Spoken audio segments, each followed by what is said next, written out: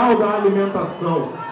E no mundo inteiro, em todas as casas do Grupo Matriz, no Rio de Janeiro, está sendo feita uma campanha. O Brasil é um país que ainda tem muita gente que passa fome. A gente vai fazer no sentido de protesto por todas as pessoas que passam fome no mundo, no Brasil, no Rio de Janeiro, na nossa rua, essa galera que a gente está passando perto e às vezes não está nem se importando. A gente convida todo mundo agora para fazer esse barulho contra a fome. A gente vai se manifestar, a gente vai dar um basta na noite de hoje, fazendo 1 minuto de muito barulho.